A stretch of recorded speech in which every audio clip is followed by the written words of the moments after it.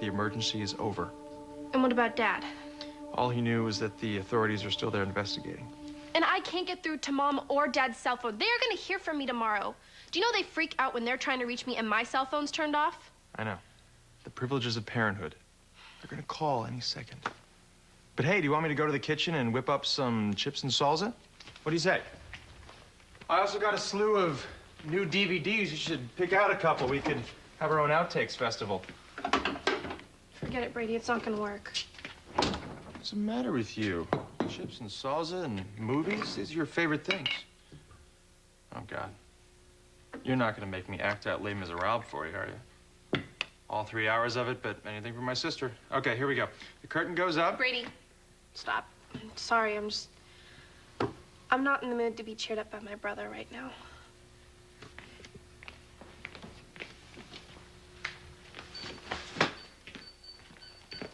Well, you're not calling Sean.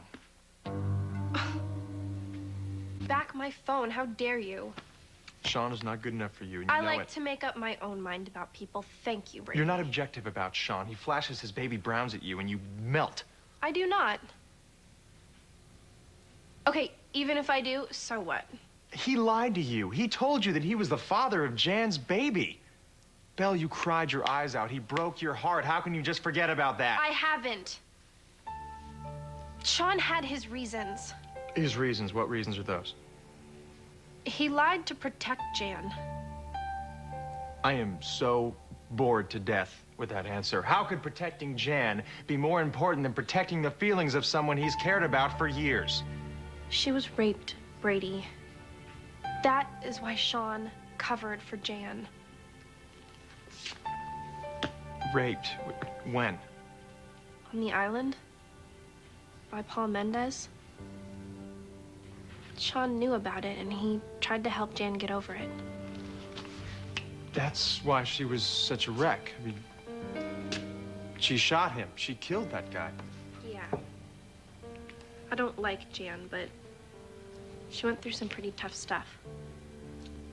Well, you know what? That's no reason for Sean to play God. He should have gotten Jan some professional help. Rape is a very violent and serious crime, Belle. He tried to get her to talk to someone, but she didn't want to. She didn't want people to know. That's why he didn't tell me. People? Belle, you are not people. You are Sean Brady's girlfriend. I can't believe he was so stupid. He can't believe it either. That's why he feels so bad. Oh, poor baby. I mean it, Brady. Sean really feels terrible for hurting me. Well, have you forgiven him? I understand why he did it.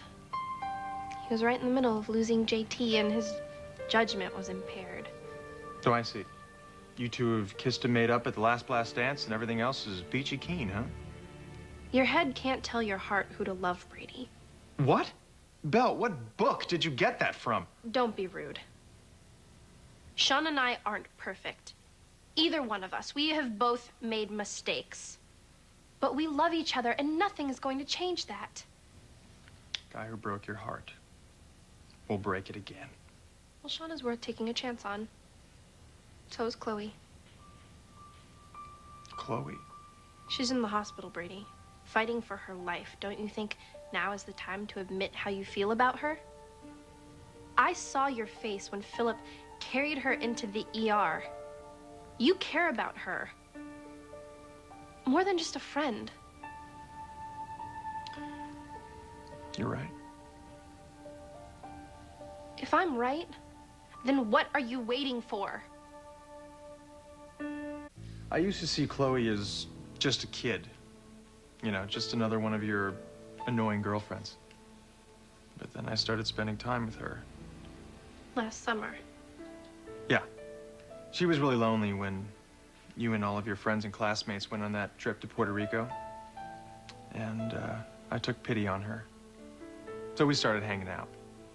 And I found out I liked her. We discovered that we have a lot in common. Troubled childhoods, growing up without our mothers, et cetera, et cetera, et cetera. You bonded. Yes, we bonded.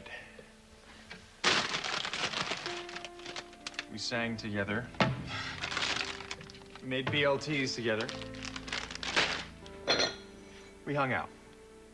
And it was surprisingly nice. I mean, nothing romantic. But I guess I hadn't made a new friend since I left boarding school. And maybe I was lonely too. Brady, but that was a year ago. A lot's happened since then. Yes, but it didn't bring Chloe and me any closer, in spite of your insistence that something more was going on. We never dated. In fact, she spent most of this past school year being obsessed with good old Uncle Phil, which proves that she's too immature for me. Or maybe she's insecure. Did that ever occur to you? Maybe if you had gotten up the nerve to ask her out on a real date, she would have said yes. Well, I can't do that now because she's in the hospital, so why don't we just drop it, okay? Brady, I'm sorry. I'm sorry. I didn't mean to upset you. I know your mom had cancer. Yeah, she died because of me. What? Brady, no. Come on, you were just a baby. Well, maybe if I hadn't been born, or maybe if she and Dad decided not to start a family, she would have been stronger when the cancer set in. Brady, Dad has always said that having you made Isabella really happy. Well, she lost her life. She had a baby boy and a husband who worshipped her, and there was nothing anybody could do about it. And now it's happening again.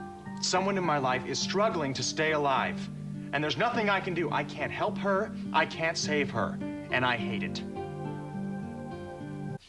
You're doing a lot for Chloe. I mean, you understand her. She looks up to you. Looks up to me? She does. Although she'd never admit it. And that's another thing that the two of you have in common. You are the stubbornest people that I know. And the way you connect over music, Chloe's music means everything to her. And you get that in a deeper way than I do, or Sean, or Philip. You know, I never thought about this before, but it's almost like the two of you are soulmates. Yeah, right. And when you go visit Chloe at the hospital, her face just lights up. All of that positive energy, Brady, it helps her chances of getting better. So even though you think you're not doing anything, you are. And maybe you're helping her more than anyone else is.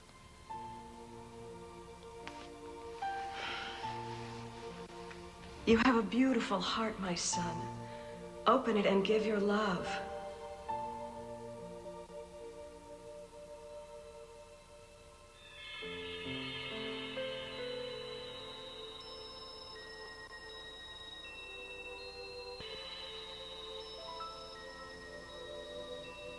I love you, Chloe.